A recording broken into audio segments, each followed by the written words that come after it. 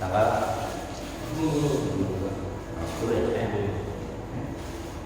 Tanggal berapa? 11 ya? Aduh, kita mau ngambil gaji ya, tanggal berapapun yang penting jadi jangan putus. Karena kalau putus kakak laku pas diputuskan.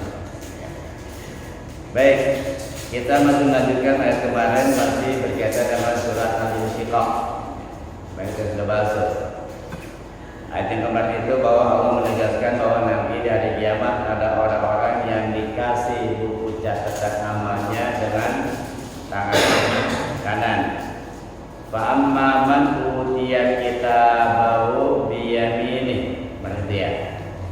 Dan adapun orang-orang yang didatangkan, diberikan, dikasih buku catatan amalnya dari sebelah kanan, fasaufa yuhasabu hisaban yasira, maka hampir dipastikan dia akan diperiksa dengan hisab yang sangat ringan. Makanya ada salah satu doa yang diajarkan oleh Rasulullah kepada kita agar hisab kita dengan apa tuh? Allahumma hasibni hisaban yasira. Ya Rabb, ya Allah, mudahkanlah, ringankanlah hisabku. Itu salah satu doa yang diajarkan oleh Rasulullah ketika kita minta agar hisab diringankan. Makanya dulu ketika ada ayat Al-Quran di surat Al-Ghasyiyah ya, ayat terakhir itu diajarkan kita membaca doa. Kita baca doa ketika sampai ayat terakhir, inna ilaina iyabahum thumma inna alaina hisabahum. Nah, kita baca doa Allahumma hasibni hisaban yasira, karena hisab itu adalah salah satu hal penting, Pak. Mengapa? Karena hisab itu jadi patokan. Kan di dalam surat Al-Qari'ah kita sudah bilang tuh, Al-Qari'ah wa pada Qari'ah yauma yakunun nasu kafaratin maqdur. Terus wa takunu jibalukan injil mangkus fa amman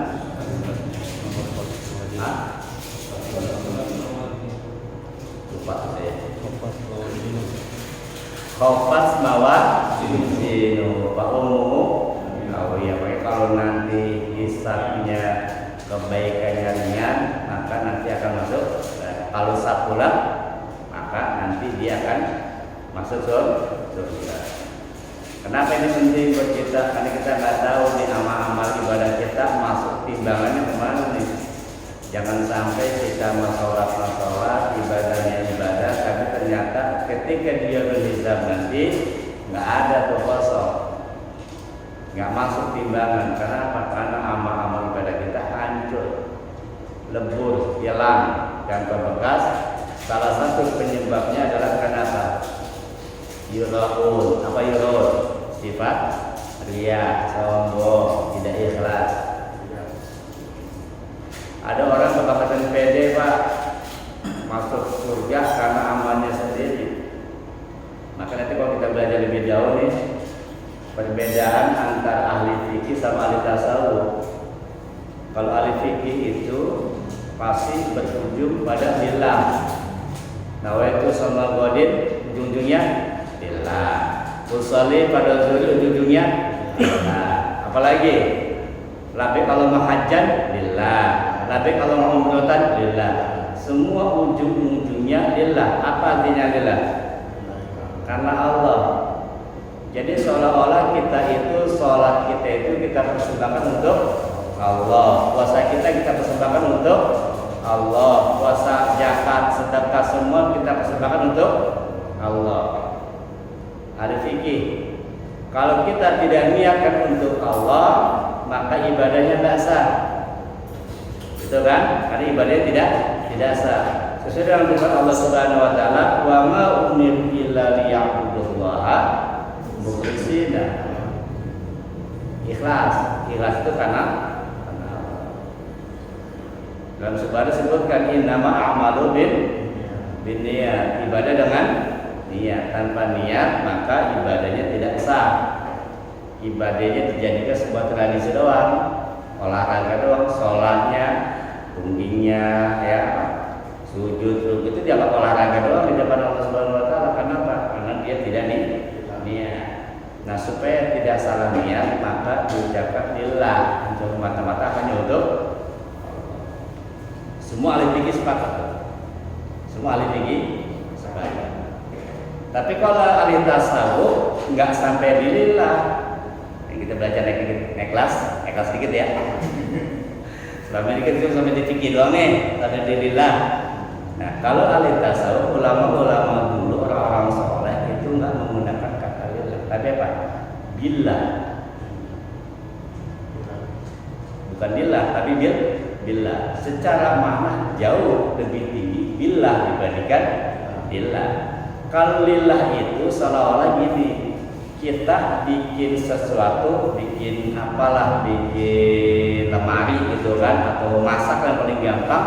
Habis masak kita persembahkan buat orang rumah, buat siapa? Buat suami, buat istri dikasih. Ini masakan siapa? Masakan dari saya untuk kamu. Jadi seolah dialah yang membuat masakan. Benar nggak? Benar. Karena memang dia bikin lemari, dia yang bikin kursi, dia yang bikin mobil, semua dia bikin. Tetapi kalau menurut kalangan tasawuf itu kesombongan. Kenapa? Karena dia nggak sadar, emang you bisa bikin lemari, bisa bikin kursi, kenapa? Emang siapa yang bikin, siapa yang sebabkan? Karena you masih hidup. Siapa yang masih hidup? You masih bisa bernapas, siapa yang ngasih oksigen? Jadi makanya kalau aku ini beribadah bersama Allah. Ya, nanti takut salah apa lagi. Ini kalau sudah bicara hati-hati. Kenapa? Kita tuh nggak bisa kemana, kita nggak bakal bisa sholat kalau tidak Allah lah yang membantu kita sholat. Emang seolah-olah kita sholat kita kemampuan kita sendiri? Bukan. Ya nggak usah jauh-jauh lah, jangan juga sujud. Sudah mau dikasih obat gitu kalau bisa bergerak. Jadi yang kita lakukan itu semata-mata memang karenanya Allah.